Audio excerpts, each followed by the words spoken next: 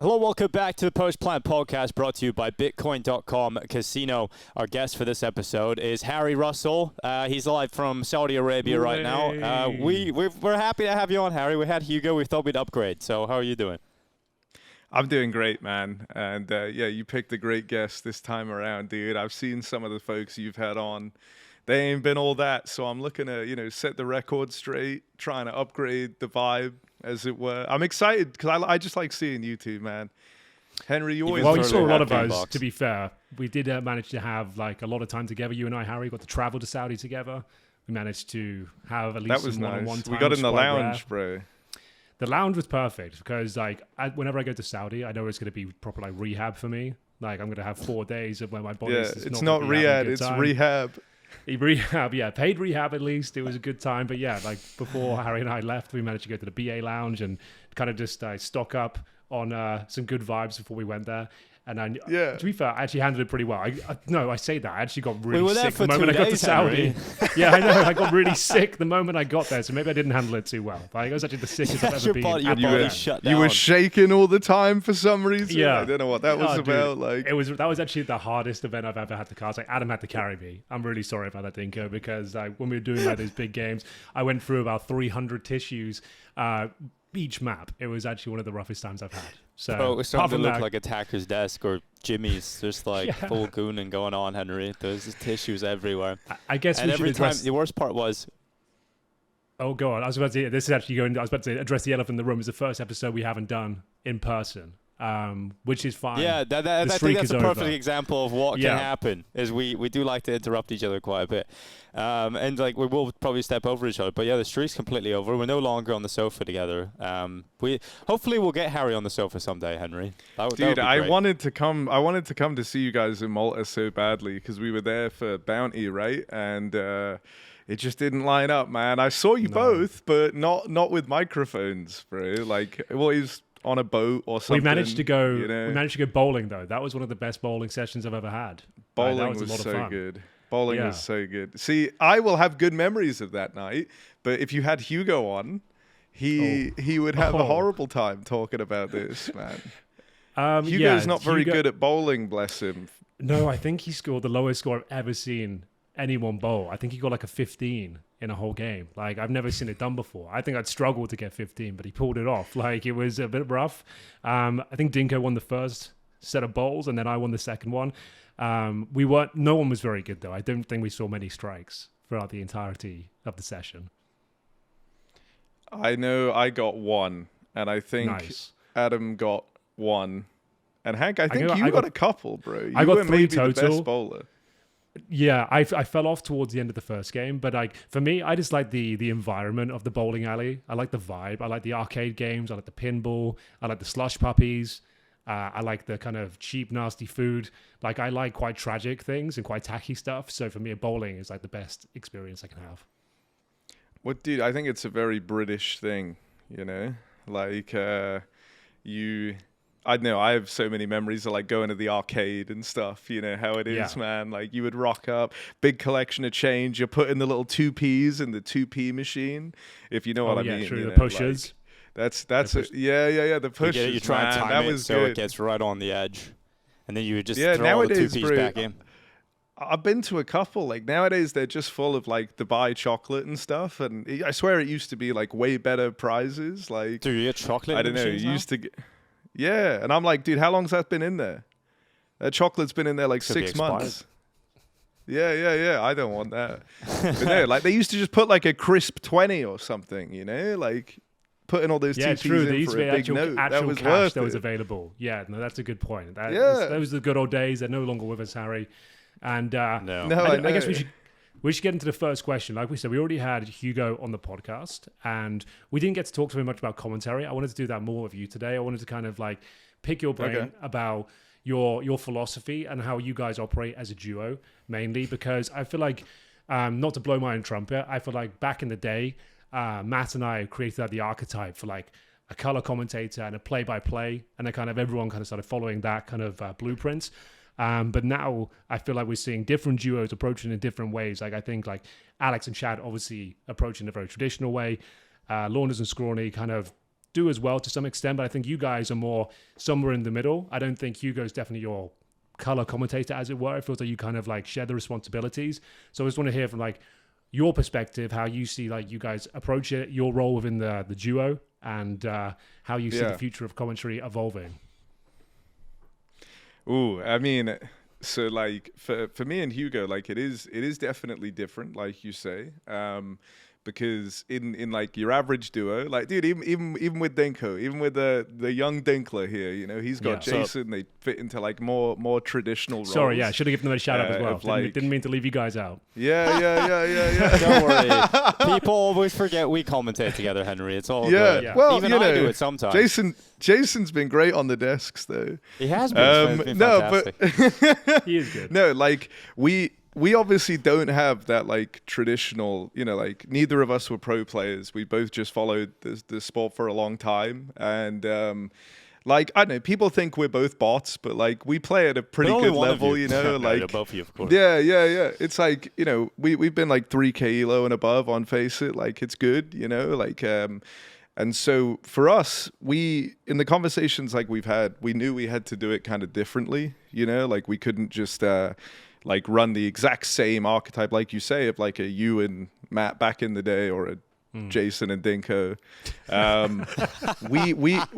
We kind of look at we look at like talking about the CS and stuff as more of a shared responsibility, and try to keep that like very conversational, as opposed to like that being Hugo's job and then my job is just to be like, whoa, you know, like hyping up the big moments. Like I think that at times, you know, it probably means that maybe like we're not as like you know, because you don't have like that definition, there are times where maybe you like stumble because of that, or like maybe you don't deliver the most hype imaginable, but like something I think we've done really well is work on like narrative and storytelling, and like how to make kind of the game as a whole hype, maybe not like boiled down to one or two big moments, but it's like keeping people invested for the whole game, keeping the CS talk very conversational, as opposed to like that's all Hugo's responsibility.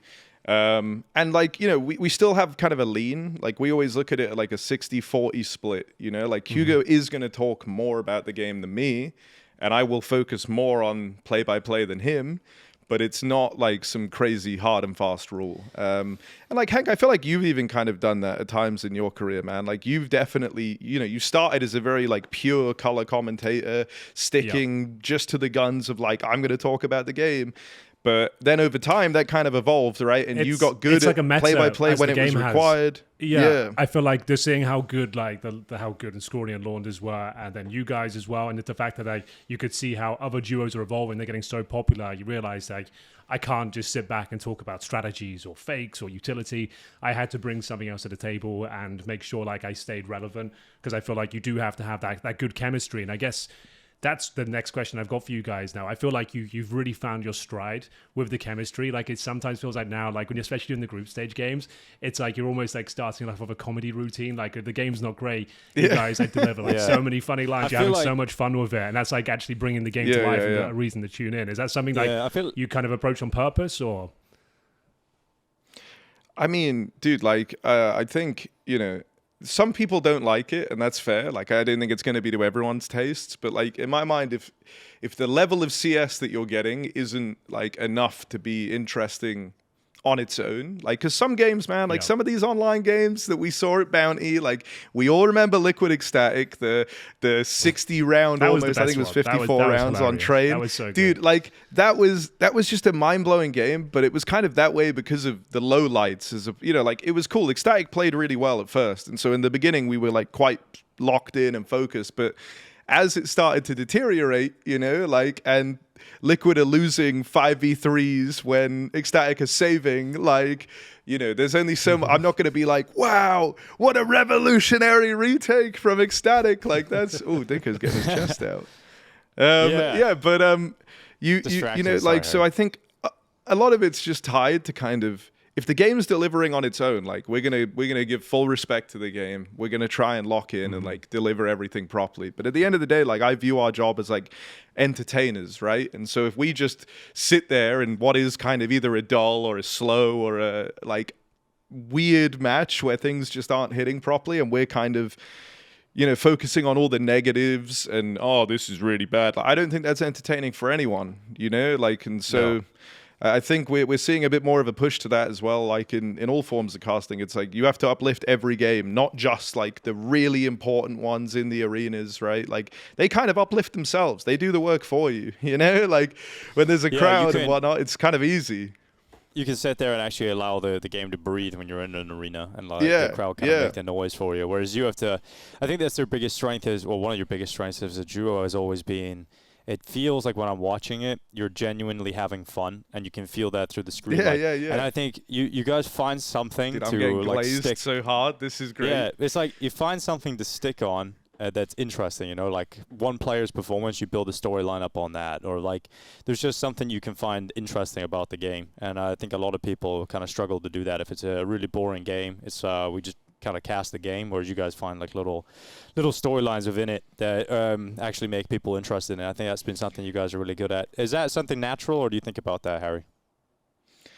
I think it just from the pandemic actually is like largely where it came from, because we just had such an insane, every tournament was 5 weeks long. Henry, you'll remember this. We lived in the house together. Oh, yes. Like every tournament was a month long. You were doing like the same teams every single day playing each other.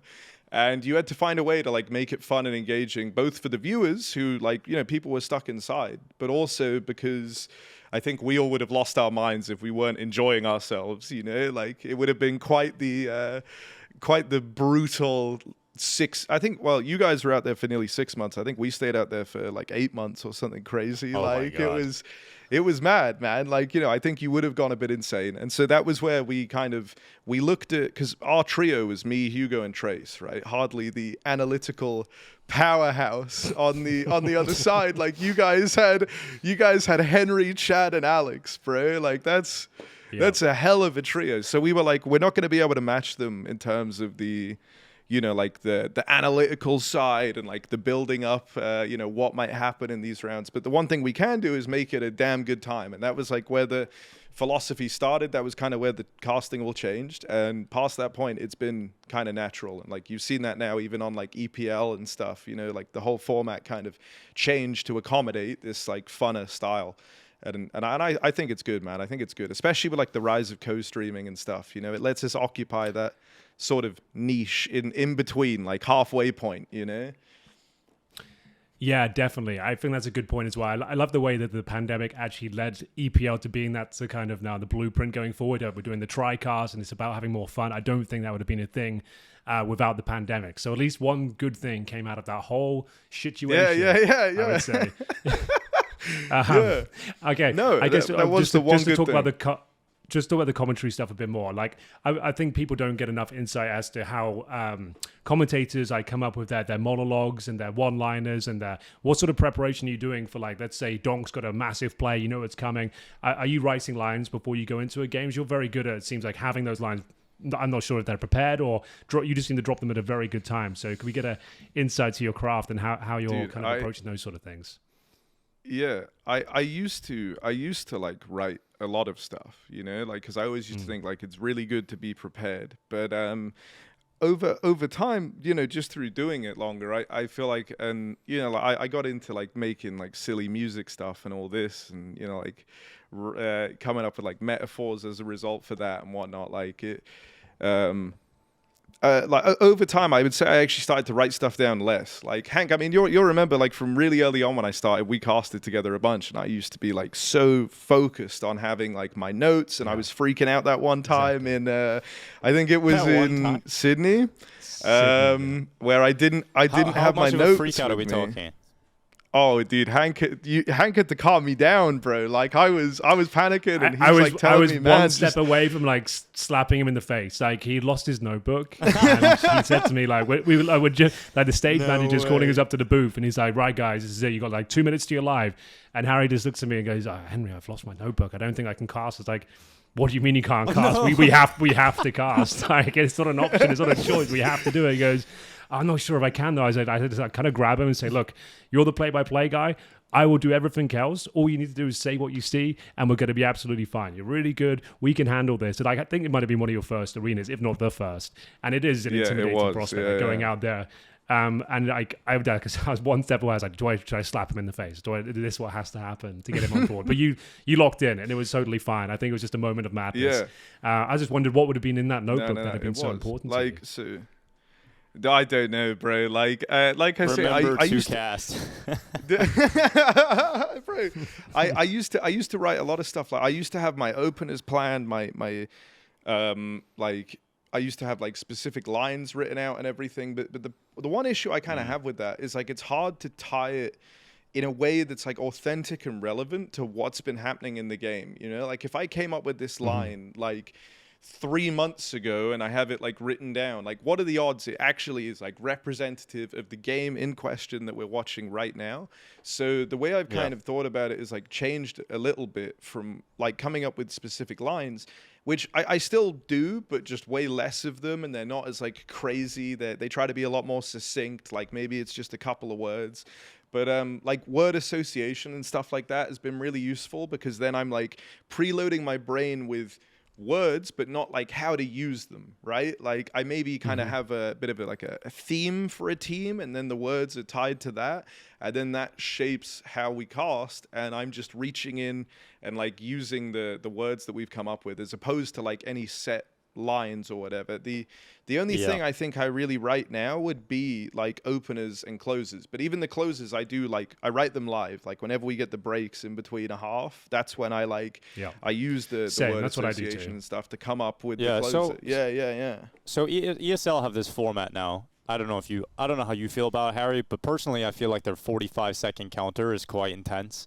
Like, I think the opening going into the game, the 45 seconds for a playoff game is good, because you're doing the opening map, you can really hype it. But, you know, if you're doing like a BO5 or even a BO3 sometimes, like if you're doing those second maps, those third maps, it's like you can't come into every map with like something prepared and hyped. Obviously, use your break, you have to come in with something, because you got to fill the 45 seconds.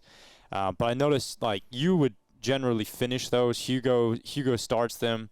You guys just write your own stuff and just go, this is what I've got, and this is how we're going to present it, and then you finish it. Yeah. We kind of we'll talk like we always, you know, we'll go up to the caster room like super early. I think we are probably the earliest arrivals there out of anyone.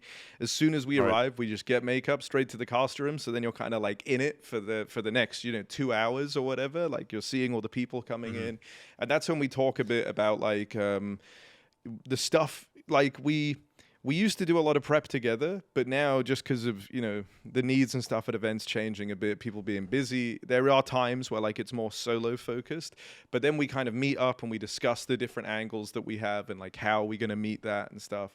And then on the intros in particular, it's like usually I'll say to Hugo, okay, your job is kind of find the draw, like, and the context as to why this game's exciting, right? Like, you want to kind of find like that hook that gets people interested in the game. You set that up in the build up, and then it comes to me, and that's where I'll like inject some of the more like flowery, like language.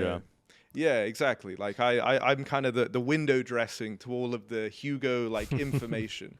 So he gets to come in with that, and then I'll kind of do the final hype up. I really have grown to like the crowd work stuff. I used to hate it. I'm so anxious, bro. Like I think your voice cuts through the crowd nicely at the end too. I think that's something that's like, if it's loud, you can kind of cut through it.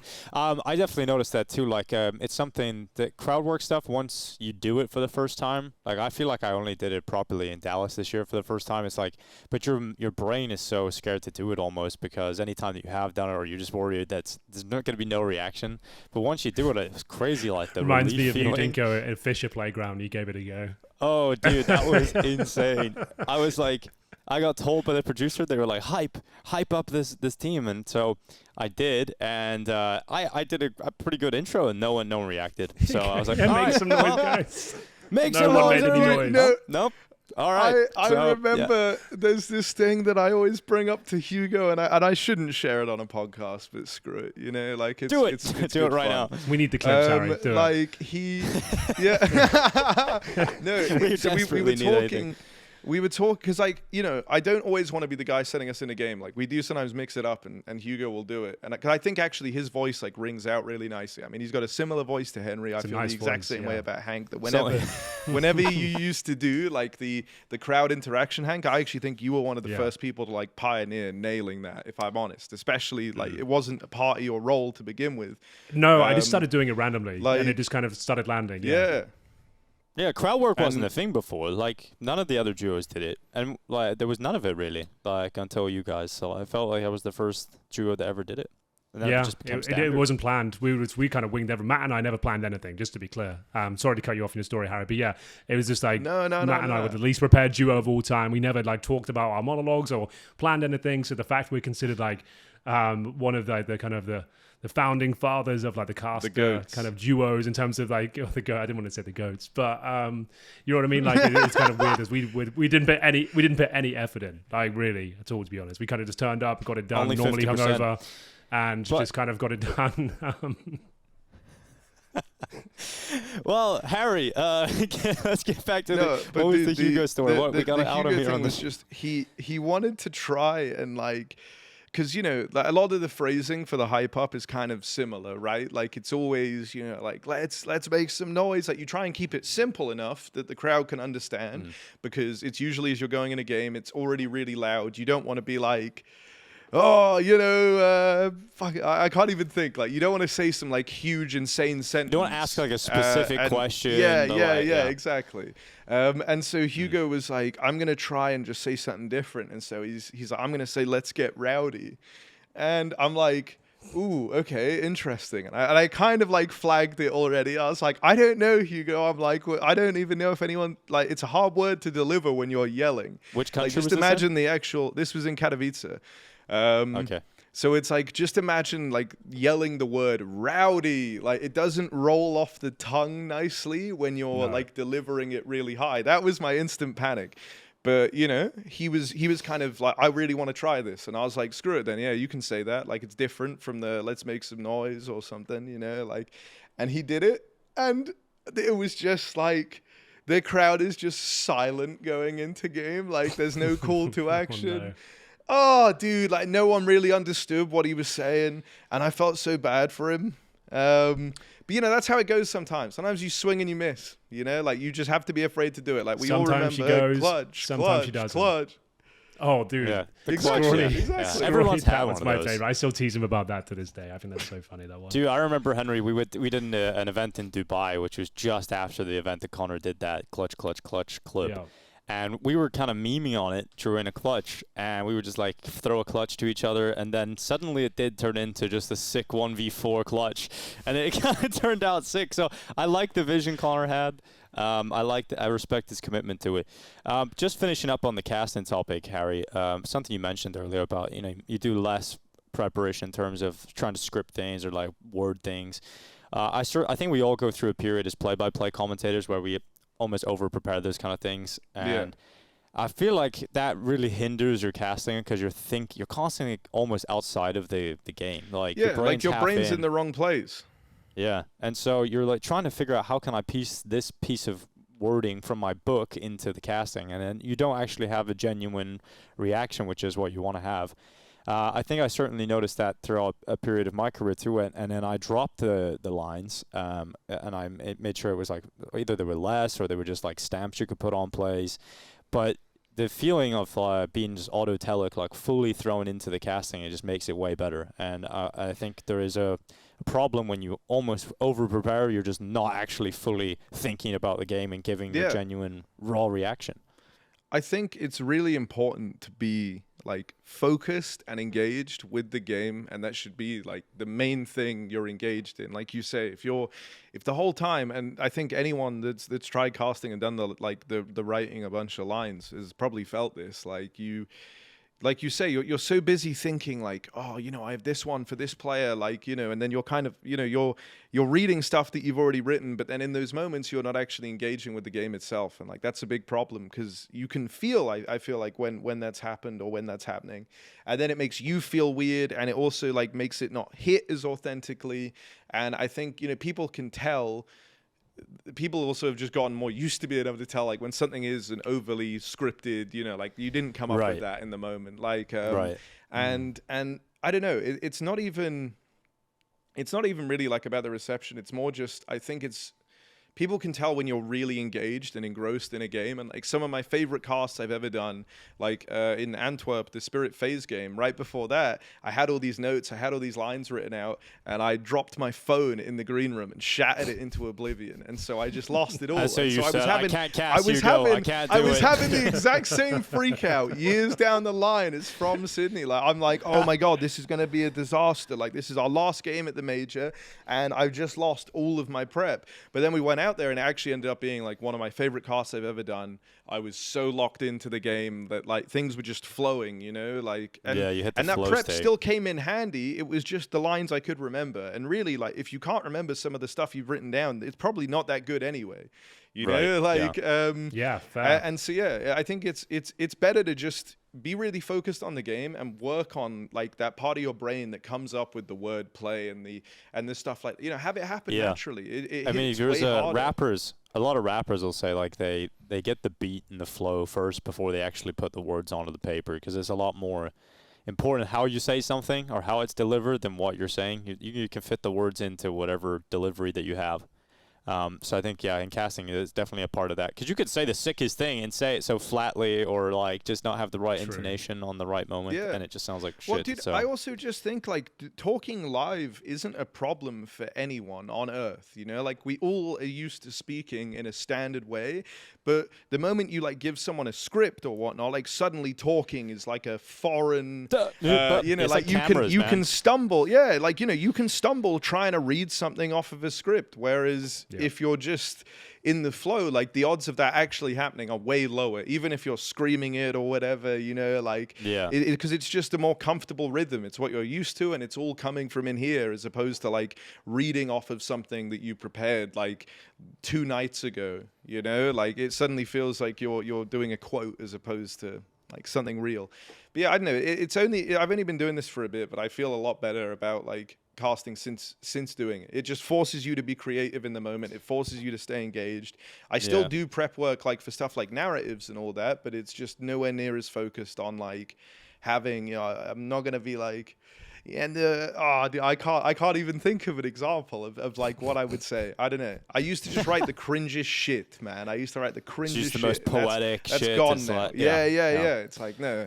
Too flowery and self-indulgent. No, I definitely did that too. But I think that we'll wrap up the casting topic, but it's just something to bring it back to what Henry was saying about you guys having a slightly different style of casting, because you don't have that, strict color commentator role. Like you have to hybrid a little bit. I've noticed, and a lot of people have noticed, Harry, I think your play-by-play is including a lot more high-level game knowledge. Like I feel like you're calling plays that they're going to happen, and then they actually happen. Like it's a very consistent thing that you're doing. You notice that? Thank God, because I feel so good when that happens. That's like it's definitely something that's been popping up. Dude, like Hank, I know you will have felt this many times over, where you say something and then it just actually happens, like you've said it. It's like a drug, dude. You get addicted to it when you start calling it, and you start they start doing what you're doing. Now you feel like you're pulling the strings and kind of calling it. It's so good. I love it. And even happened yesterday, Harry. Like I was watching CS in the living room at my parents' house, and my dad was kind of listening. He was like, "Oh, Harry knew what was gonna happen before it happened." So even like people don't even know what they're watching. Are able to shout out Dinka's dad one time. Yeah, so there you go. So let's move on to talking about EWC, I guess, because we were all there in one way or another. Henry and I were kept in a separate building from Harry. We're not quite allowed to be there, Henry. I saw you guys whenever I peed, though. You guys were by the bathroom. Oh yeah, you came to take a piss in our building, Harry. That was it, really. That was the only reason you would ever want to go back there into our little room. Yeah, thinking about it, Harry, I didn't really see you once, apart from the flight. I saw you outside the bathrooms. That was it. We didn't actually interact at all in the entire event. Yeah. No, I mean,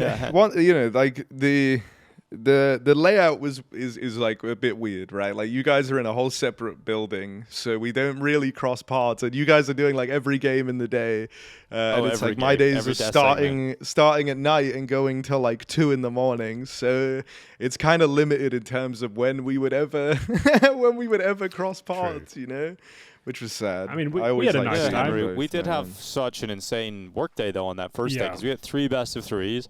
We were also the analysts. And we had Tech Girl on the desk with us. So, but I'm saying like but I think we actually, what happened was we ended up having the best game of the day in that Spirit Heroic game. And I think that was the most exciting point of the whole event for me, honestly. And I felt like even after a long day, I still felt like a huge amount of adrenaline after leaving the studio that day, but just because that game was so much fun to cast. Yeah, it was crazy, wasn't it? It felt like it was one of those things like this is like a fairy tale. Like this is like the storyline everyone jokes about. Like imagine if Heroic actually beats Spirit in this context when they're a dead team with no coach, Tanir's leaving, and it actually happened. And it was the one time, like I said earlier, like the one time I'm super sick, like as a dog, like the illest I've ever been at a tournament. I was like, oh my, I'm having to like go harder than ever. I'm having to scream more than I've ever had the entire tournament, and it's like super late. I haven't slept and I felt like shit, but it's still like that was one of the highlights for me for sure. Even though we had a really long day and it was like super difficult, the fact that came through in such a surprising manner, I still can't even really work out like how it happened or where it came from. So I remember when the first map went down, it was on Ancient, right? And we started seeing Heroic, like, it felt like there was no chance. They got blown out 13-3. They were buying revolvers. No one was turning up. We're like, okay, well, this is what we expected. And then the second map hits, and my God, did it hit. Like, it was just, like, unprecedented. I'd never seen, like, a game like that from there on out. It was just, like, one of my, like favorite casts, like not for what I did, just in terms of like the unexpected roller coaster it turned out to be. Like it was just like such a historic game in that sense. It was really wild. What was the map where things really got good in your mind? Like, because you said that second map was fire, but I'm gonna have to look up what was the third map? I think Nuke and Mirage were the second and third map. And Nuke is when like it was like, what the hell has happened here? Spirit just got absolutely bodied. They didn't get into the game at all. Then we were like, okay, surely they bounce back going into map 3 Mirage. Dude, like, I mean, I figured it would be Nuke because like Spirit kind of it's like the one map people are able to fairly consistently abuse them on, and I think like that's going to be a very interesting thing for that Spirit. They kept force buying though. I think they just disrespected the opponent. They just felt like they could just get away with it. You said they like egoed it. Yeah, it felt like there was some sort of level of ego. Like eventually we're going to win one of these force buys, and then we're just going to snowball back into the comeback. It never happened. No, if things really got out of hand real quickly, and we said like going into Mirage, we're like, this is like the Puggers map. Like if you're already tilted, in which they obviously were, Spirit, like if you're tilted and like players like Tanir and like Youngster looked super sharp as well. And it was like the first game I'd seen from Nilo, I was actually like impressed with him. Like I don't think he's a bad player or anything. I just haven't been blown away by his performances so far. And the fact he like started like doing serious work and started looking really dangerous.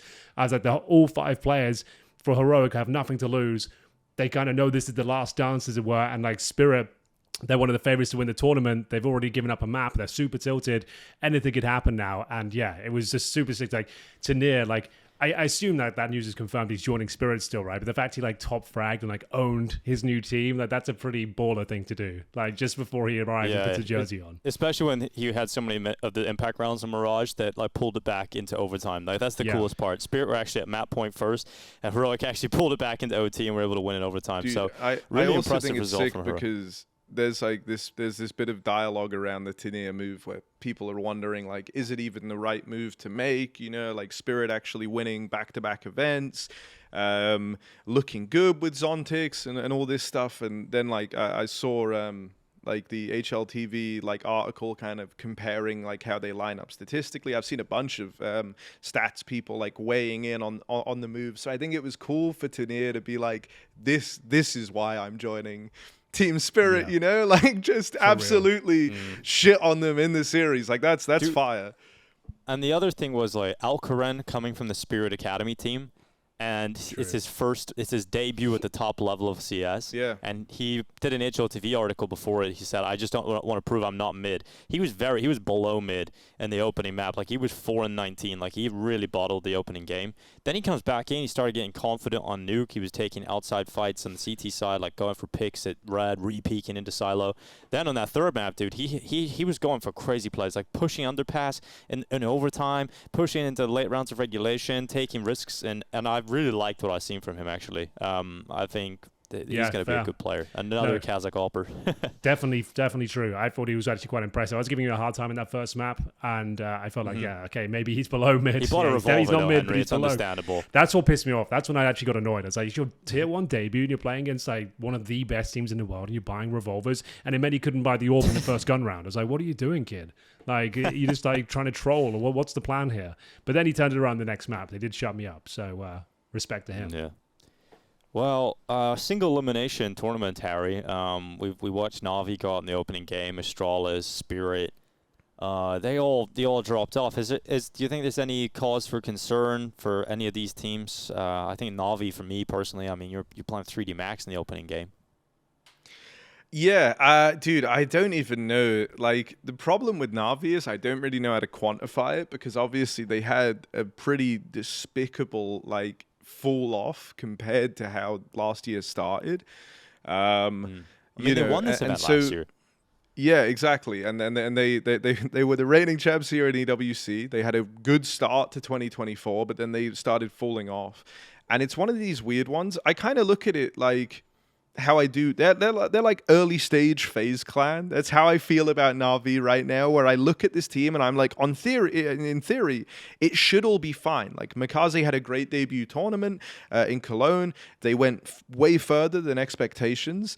I think Alexi is a good IGL. I like a lot of the pieces here, like Ema and Bit. I both think have a super high ceiling, and whenever they're switched on, like, they can take control of games. Wonderful, and the way that they're using him has been like retooled compared to how it was in 2024. He's not like a support AWPer now. He's a lot more involved in opening fights. He's put in like more swing positions.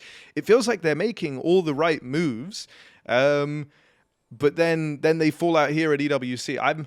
I'm a little bit nervous, but I say, like, it feels more to me like really, really early stages of like how I feel about FaZe Clan, which they're way further along in the process, where you are a bit more like checked out on them. Well, but like with Na'Vi, I don't know. I'm willing to give them the benefit of the doubt here. Like, they've had some weirdness, both at like, you know, with Bounty, they didn't have Blade in the game that saw them get eliminated from that tournament. So I know it's been like 2 early exits, but one of them was without their coach present. And here in EWC, it's like the cutthroat. You know, you have one off day, and that's it. Your tournament's over. Which is like that's true. That's the I know. concerning part.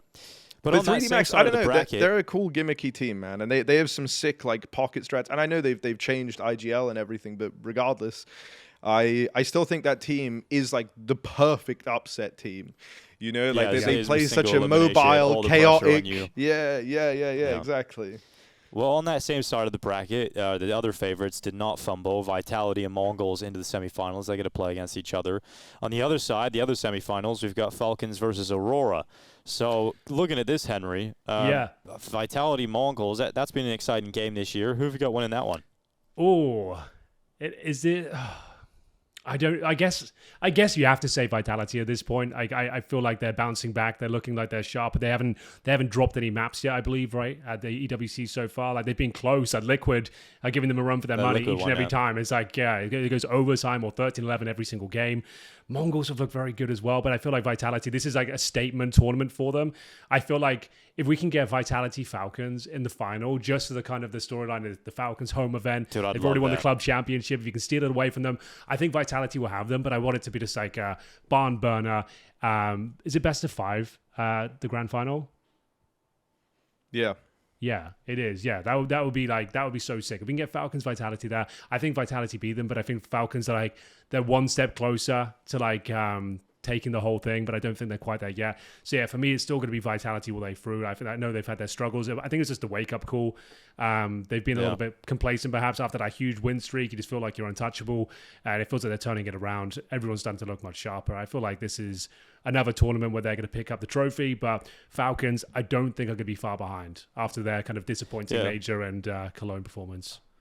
So Falcons versus Aurora is the other semifinal, Harry. Aurora definitely had the easier side of the bracket. It looks like they had an open game versus FaZe, who have obviously just made the change. EliGE is gone. They've been struggling all season.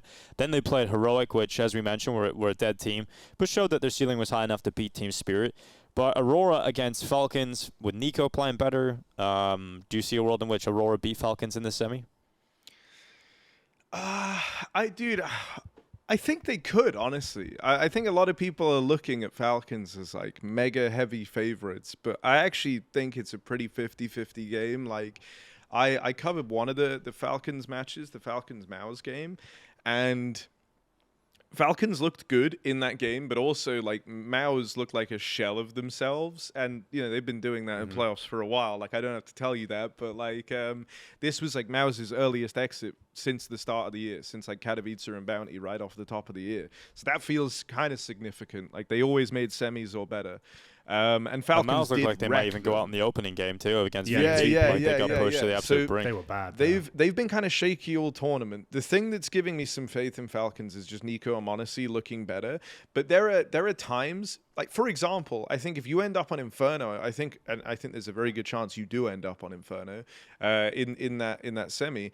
I think Aurora have their number, bro. Like, I really don't like the way they play this map. Kiyosuke is not experienced on Inferno. He hates the map by his own admittance.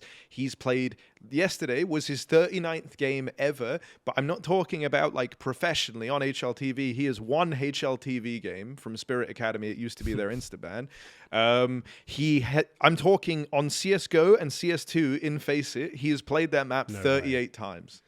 And so real. Like literally on FaceIt as well. No, that's real. He hates this map on FaceIt. Yeah. And that's across CS:GO so and CS2. Yeah, like, and that's dating, like, because for a lot of pros, by the way, like, a lot of them don't like playing Inferno on FaceIt, especially in CS2. Like, the numbers are way down. Like, even Monacy has only played it like 40 times in FaceIt in CS2. But his CSGO numbers were like in the hundreds, like he had like 800 Inferno games. So he still has like a lot of reps there, and obviously like you bracket and whatnot. And he's played a lot of officials on the map, just doesn't play it in his free time. Whereas Kiyosuke, he's got 2 officials now on that map. And he doesn't play it in his downtime. So all of his knowledge is coming from practice as opposed to like real exposure to it. And I also am not sold on the way that Nico and Kicksam play over towards B. They play the old meta style of fighting for banana control. Kiyosuke's ended up in Tess's spot of playing the rotate, but I don't think he has the map knowledge to do that comfortably. I think on that map they would get wrecked. That's kind of my take. And so I think like there's already a good space for Aurora to try and take this. And Aurora have also been smart because their best map always gets removed.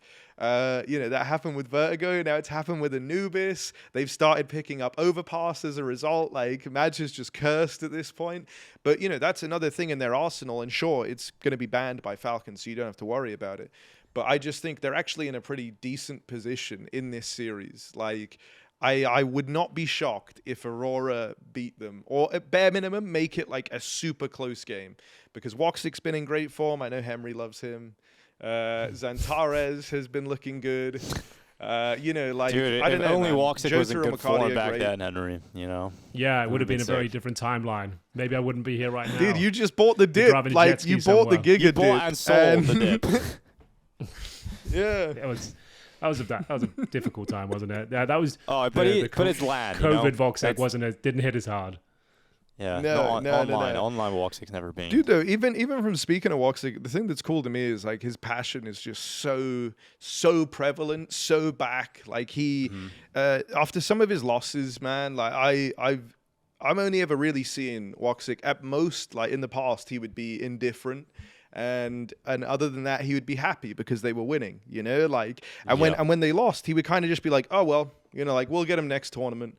Whereas now, bro, like, when he loses, this guy is, like, sad. He's sad. He's angry. He's going over, like, everything he did wrong, trying to get better. And it's really, really sick. Like, he very much has a deep passion again. I think that's reflected in how he plays. Like, his util used to be pretty dog. And now, like, he's got good utility. He's really upped all of that. Because it was just kind of inexcusable to have an AWPer that, like, didn't know all the util when most teams used them as util players. That was one of the main reasons I had to let him go. He's got a lot more tricks. Yeah. And then, like, on top of that, he's even lowered his sensitivity coming into CS2. Like, he, instead of being in CSGO, he was triple the average. Yeah. in CSGO, he was... In CSGO, he was triple the average of the standard pro, which is like an 800 EDPI. Well, he was 2400 EDPI, maybe even higher, maybe 3200 EDPI. So he might have been 4 times, but now he's only, if I'm remembering right, I think he's 1600 EDPI. So like he's actually brought it down by like a third compared to what it was. He still hits crazy flicks. He's still looking good. The difference is now he can also shoot with a rifle, and suddenly, you know, like he's doing way better. So I think. All right, Aurora you've sold me, now. Harry. I'm going to take Aurora as the underdog for this event. I think Vitality will. I think all of us can probably agree they're the favorites, right? They should be winning this regardless if who gets into the final. I think so. This is the one. The bounce back. I guess we quickly move on to EliGE leaving FaZe. I think that's I think it's not shocking, but it's also, to me, it's just disappointing because EliGE has been. I think I've really liked watching his individual performances. I feel like he's actually doing a lot for the team. I feel like he's always been unfairly called the problem in this roster, and it's just frustrating for me. What are people saying? What do they think he's why do people say he's the problem? Do you think people think he's like an energy vampire? Like he's a player. That's what Sam said on the desk the other day, and I was like, that's a crazy thing to say on a Counter-Strike desk. Like, did you actually even mention that? But I was like, to be fair, Sam does go for the clips. She did it twice as well. She called him it before. I just had to say, I just don't agree. Like even if he is like a little bit emotional in the game, that's sure whatever, but. The fact is, he is still an elite level player, and what he was doing for FaZe, he's like overperforming almost in his roles. Like, he's crazy good. EliGE is still very, very good. There's more. FaZe were a struggling team before he joined. I mean, you remember Rops was having a bad season last year up until the major in Shanghai. Yeah. Frozen wasn't having great events either. There was a lot more going on inside of this team than EliGE, and I think that Shanghai Major is actually them overperforming and getting to the final screwed EliGE over, because then Rops goes out on a high, he immediately hits the ground running in Vitality, and everything just looks like, well, EliGE is in and FaZe are back to being shit again. It's like I feel like he's just kind of got unfortunate with that one. Dude, I think it's like, okay, so firstly, it's such an insane roster move. Like even if EliGE is sitting there all game, like whining down the mic, let's take it to the extreme, right? Let's say EliGE is just crying every round.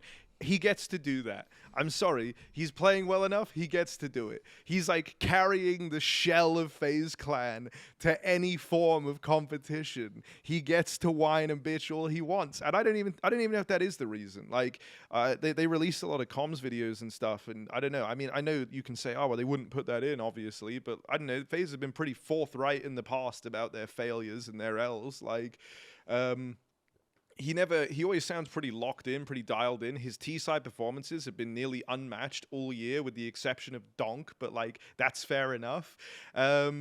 I don't know. I think you could have made such a compelling case to cut every single player on FaZe Clan, like literally anyone else, with the exception of EliGE.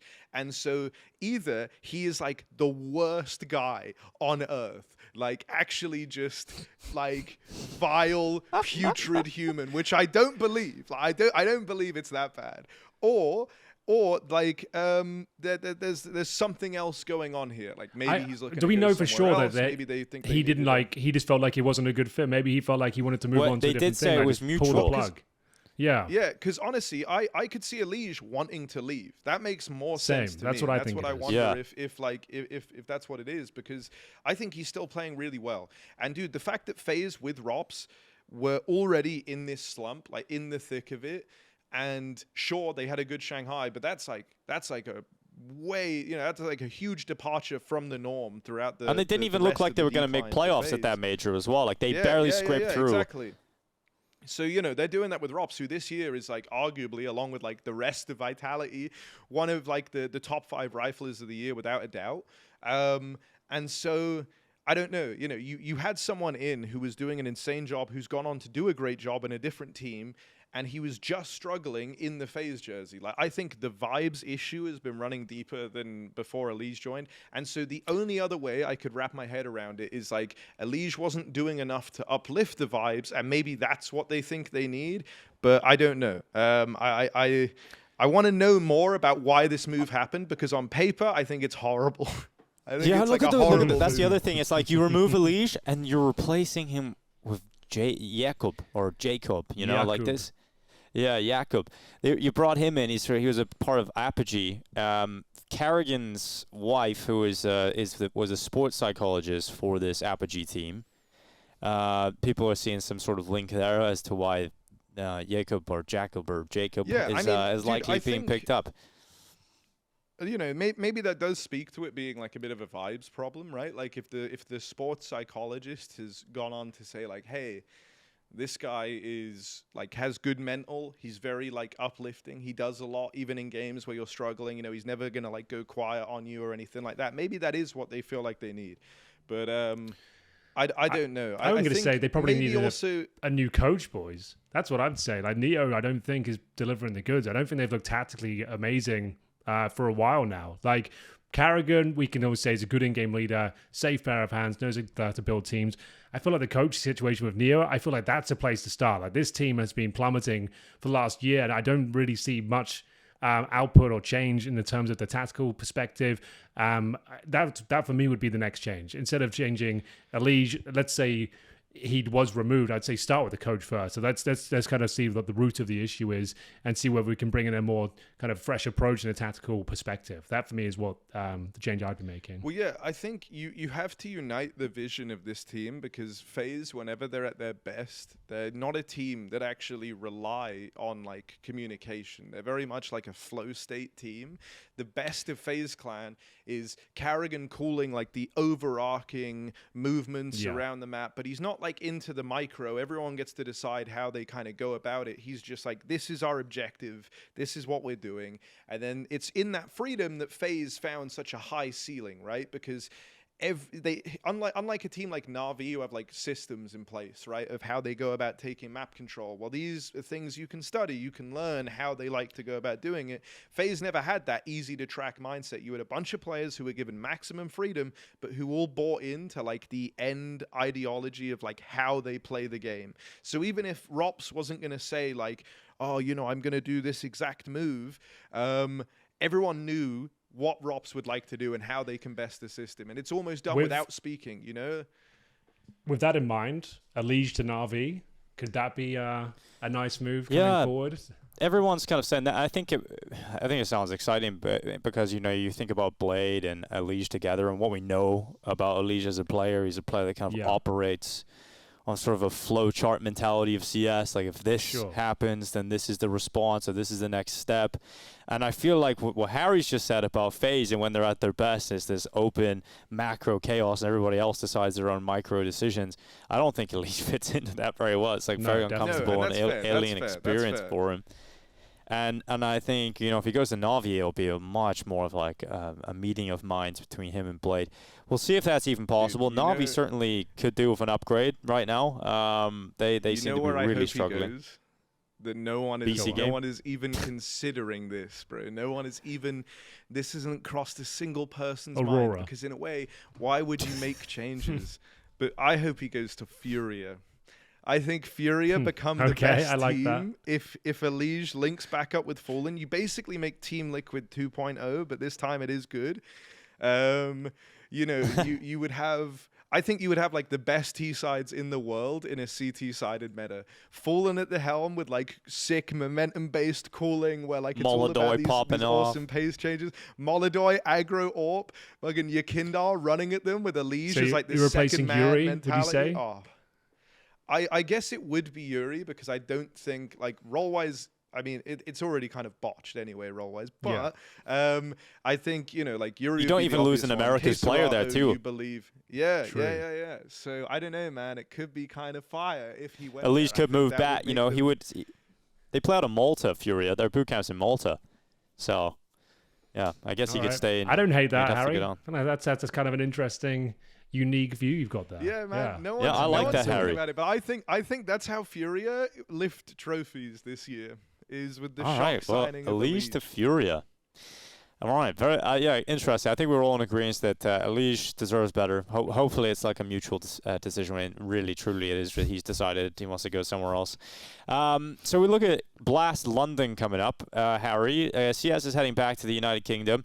We're looking at the opening games, and I guess we just go through those right now. We'll give our thoughts a little bit later on the tournament at some point in a different episode, but I just want to hear your thoughts on who you expect to do well at this competition. We have Vitality M80 in the opening game. I think we can all agree that Vitality should win that matchup. Win, that's a fair statement. Yeah, but Henry, the other side of that bracket is Game EliGE and VP. Now, Game EliGE, we just seen them out at EWC. Kersey's not hitting, man. And Ash just came out today and said that the rumors around Grix coming into the team are not real. So Kersey's going to be sticking with the roster. Do you know what, if he could, he's got one more chance, I would say. This is the absolute last chance. If he can't get it together here, I think everyone knows that that's probably it. There's if he's not ready for Tier 1 CS, he's just not ready for Tier 1 CS. We can't just keep letting him out there off the leash, missing the shots he did. It was egregious at EWC. It felt like he just couldn't even, he said in an interview, his head wasn't in the game. He's overthinking it. And I was like, well, unfortunately, your colleagues and younger players that are having their debuts at Tier 1 as well, they ain't having those problems. That you haven't had your breakout moment yet. You haven't even had your breakout map. You haven't had a map to show us you can actually compete at this level. You seem to bottle it every single time.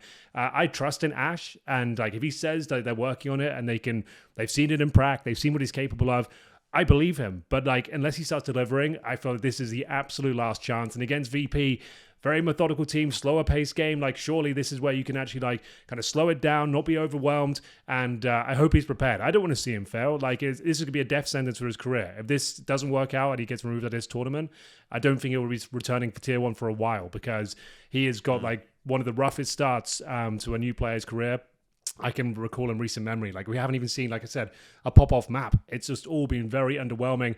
And this is working with Ash as well, who famously gets so much out of these younger players and turns these diamonds out of the rough. He's done it time and time again. And if he can't do it with Kersey, this is the last chance salute, in my opinion, for Kersey and Game EliGE before we see a change. Well, overall, Harry, in this competition, I think Vitality will be the winners. There's no one there that's really close to their level. You don't have the spirits, you don't have Miles or anything there right now. So Vitality should be winning in London. But if you have to pick an underdog, Harry, out of everybody there, who would you say has a shot at winning the tournament? Oh, Miles and Spirit on the other side. Yeah, I was going to say they're Group B. Yeah, you're looking at Group A. Yeah, I was going to say they are there. They are there, bro. But in the group, in that Group A.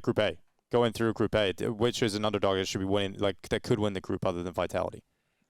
Other than Vitality? Honestly, it wouldn't surprise me to see VP do well. I think the addition of Overpass has strengthened them a lot. The problem is some games they're just complete shit. But when they're all looking good, man, VP hit hard. I like what they bring to the table.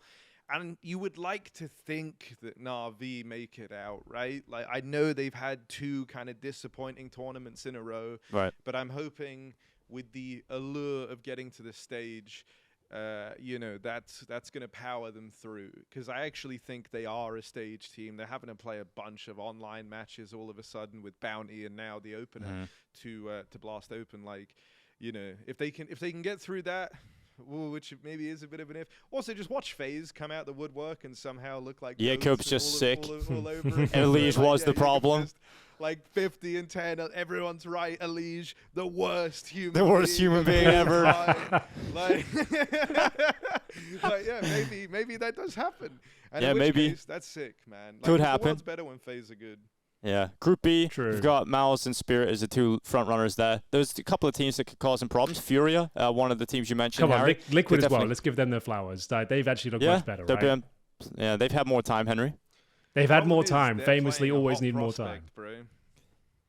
What was that, Harry? G2 in the opener. Yeah, that's true. I think when we get into that side of the bracket, though, I think Spirit Mouse, based on recent form, could be getting through. But Mouse at this last tournament, I feel like they are ripe for the taking now from a team like Furia or like Liquid, as you mentioned, Henry. I feel like Mouse have just dropped off a little bit. I think it's more burnout. I think they're doing every single tournament, having deep runs at said tournaments as well. So like they're having to stay at the maximum amount of time. I feel like you're not really evolving. That's the famous problem with suffering from success, right? Because you're getting to the playoffs every tournament, you're traveling to the next event. You don't really want to like start doing the boot camp and changing everything up and having to practice the new strats and all the new ideas. And I feel like everyone's just looking a bit burnt out, and it feels like they need some time. They actually do need more time in the kind of opposite end of the spectrum. They need more time to actually reinvent themselves and actually plug the holes they've got. And if their top players don't turn up, which happens in high-level CS, and someone's got your number, they know exactly how you play, it'd be very difficult to get ahead in the game. And against VP, Val's, they just about got through it, but some of those maps, they were looking very questionable. It felt like I don't think they're going to be winning this tournament. I think they need to get through this one, have a decent placing, like make the playoffs as a bare minimum. And I feel like they need to work out, like, when are they going to get some downtime? When is it going to be that moment they can actually kind of reconfigure and retool? I'm just hoping that we haven't had it yet. I just hope that in London we get a Spirit versus Vitality final, Harry. Like, this is what we've been waiting for. People, by VRS ranking, I don't know if it's going to be the same after EWC if Vitality win it and Spirit obviously going out last. But going into EWC, Spirit were ranked number 1 in the VRS, but they can't really call themselves number 1 until they beat Vitality. Yeah, that's fair. That's what they're saying, at least. But I don't know. I like that there's so much hype around when is this game going to take place. There's like an evil part of me that wants it to be put off all the way till we get to like the major or something like that. Now that's that's going to take some time. All the way to Christmas. Is low. But yeah, I don't know, man. Like, I hope it happens in an arena first and foremost. Like, it's going to suck if the first time we get them playing is, in like a studio environment. Like, we can't have that. So, I'll take open over something else. But yeah, I mean, I don't know. I also wouldn't be against everyone being in anticipation of it, and then that's like the major final, because it still hasn't happened yet. Every time you think it's gonna, like at Bounty, it didn't. You didn't get it in Cologne. I don't know, man. I don't know. So who do you think who do you think will win though if that is the final, Harry? Like, who have you got winning London? Ooh, dude, it's so close, and like it's all hypotheticals on these teams matching up. I think, I mean, it would be like it's Spirit with Tanir too. Right? Yeah, like I think that's gonna be hit so hard though. He's so good. It adds so many. He brings so much fucking swagger. Good. Yeah. I think I think Spirit winning this one, man. I feel like Spirit going to win in London. I guess it's worth noting as well that opening group stage is like online, right? Yeah, it is. Yeah. Okay. So I think Spirit come back-to-back London champions. I've got them winning. I think an underdog squad. FaZe with Jacob, Harry. It's gonna pan out. Is it fair to call Furia? Oh wait, no, hang on. They play Spirit. That would be rough.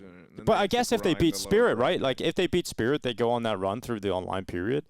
I feel, Furia are always, to me, a very capable underdog squad. It also doesn't feel right even calling them an underdog, because I think they are a top 5 team in the world right now. It's just they don't necessarily have the respect But they don't win tournaments, Harry. That's the other thing. So I think to be an underdog, to actually win a championship, I think that's fair enough. Okay. Yeah. All right, I like that. Furia to be an underdog, and we got Spirit winning it. I think that'll be exciting. So let's move on to our final segment of the podcast, Henry. Everybody loves it. It's the counter stocks. Okay. Harry, the concept of this is we have a buy, sell, and hold section. So we buy things we're hot on in CS that we think are maybe a little bit undervalued, that are going to have some upside. We sell things that feel like they're a little dead and we don't want them lying around anymore. And we hold on to things that might go up in value we still have belief and faith in. So what have you brought us to the table today, Harry? I'm worried my audio just broke. Give me 1 second. All right. Okay. Henry, I can go first. I'm going to buy. You know what? For me, something that's a bit of something that's close to my heart, like the death of show matches and the rise of third place deciders.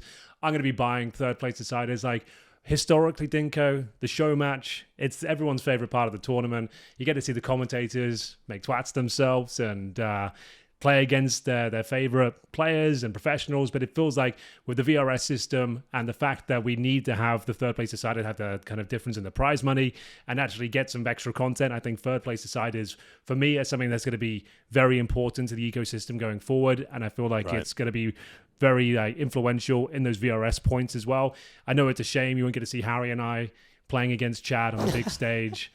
Losing, obviously, and embarrassing. That was like one of the worst show matches I played, that recent one, Harry. I don't know about you, but that was a real heartbreaker. We won't have to do that anymore. I think, Harry, you were just happy you actually got to get play and didn't get dragged off the stage. Well, I wasn't too... I actually think it would have been better on this occasion if I did get dragged off the stage. I played like an animal, bro.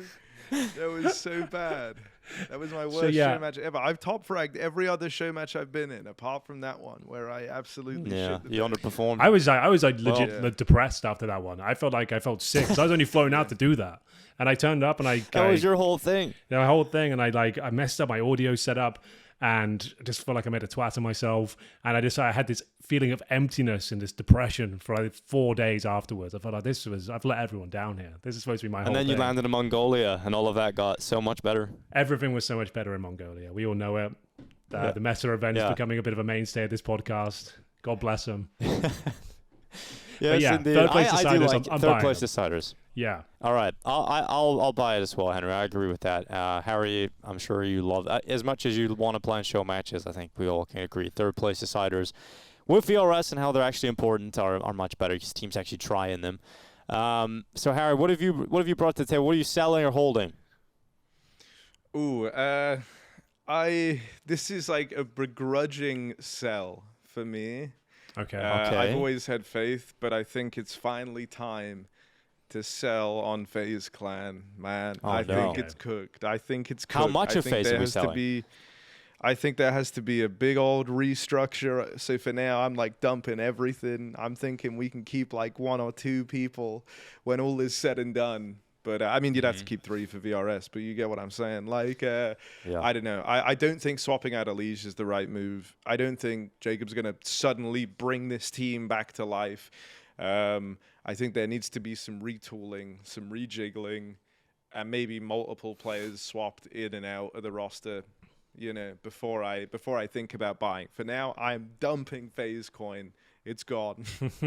It's out of there. All right, I can agree. I can agree with that. Sadly, you know, as much as they are the most entertaining team in Counter-Strike or have been, this roster certainly isn't it. I feel like I'm excited about it. It just feels like it is plummeting right now, isn't it? It feels like there's some completely. young Polish player, it's 21 like years the old. Avengers. They're the Avengers. Bro. Yeah, they are the new Marvel movies. Literally, it's in the beginning. Yeah, right. You're like every Marvel film. Wow, this is a masterpiece, and now it's just sad. It's pathetic, bro. Like what's happening? Yeah. Oh, they've introduced a new superhero I don't care about. Bring back the old ones. Like I don't know, man. It's so cool. And it's like announcing that, you know, the one good superhero that they had, they've just went, actually, we're replacing him with Ant-Man, you know? It's like, I agree with you. Good news, man. We're giving Iron Man away, and we're gonna actually bring in the atomic jelly. I know everyone loves that guy. So. Yeah, I think that's a pretty good analogy. All right, I'm gonna hold on to Hunter being at the G2 IGL. We haven't seen enough of him lately, and we haven't seen enough of G2. Their opening game at EWC was against Falcons, and obviously that game is so rich in storylines. They're going up against a team that's packed full of firepower in a single elimination bracket, and then we don't get to see them for the rest of the tournament. I think it's going to take a little bit of time. They need more time, Henry, but G2 are certainly going to start stepping up. I actually like the team they've got. I think Sampaius, if he can get actually to a good level with the AWP, this team can be very exciting. And I think it's such a logical move for Hunter to prolong his career and become an in-game leader. And I have a lot of faith in him. So I'm going to hold on to that right now. I think we have a big upswing coming in for G2 as the year goes on. Totally agree. I feel like that's a great shout. I feel like Hunter is actually like performing better. He looks better individually as the in-game leader as well. Like his stats are going up, and you're dead on as well. If some players can, I don't know what's happened to him. He's one of my favorite AWPers in CS:GO especially. Yeah. Even at the start of CS2, he was looking red hot. Recently though, this G2's just not really working out for him. He seems to be bottom of every single game they've got. He looks a little bit lost. He's not really nailing the shots. Time will heal all wounds, and hopefully he can find his form. Once that happens and Hunter has the full squad available to him, I think that's a really good hold, and we can see what Hunter can bring to the table. Yeah, exciting stuff for G2. We've got like some Mattis in the squad who will look good in his Fnatic times, and I think a lot of upsides for G2 down the line once they figure it all out and Hunter figures out how to get the best out of them. But speaking of time, Harry, we know we had you for a very short amount of time here because you've got to head out and actually commentate the rest of EWC. Yeah. So thanks for coming on, Harry. We'll hope to have you again actually on the sofa. Yeah, dude, I want to get there. I want to get on that sofa, the little car. Someday you'll be lucky enough to be on Henry's sofa. It's a real vibe. It's going to be good. It is a real vibe. Place, Hank. Do you want to read out the address? It's like a showroom. Yeah, no, I feel like we're gonna try and make it more like aesthetically pleasing. We're gonna bring some more lighting in there. We're gonna try and get a screen involved. Plants in there. Yeah, so we're gonna try and make it nice by the time you get there. But Dinka, I think that's about it. Why don't you send us home? That is about it. And that was episode 4. Well, that's been another episode of the Post Plant Podcast brought to you by Bitcoin.com Casino. Thank you very much to Harry for joining us, and join us next time as we'll have a new guest and we'll be talking all about Fisher Playground CS2.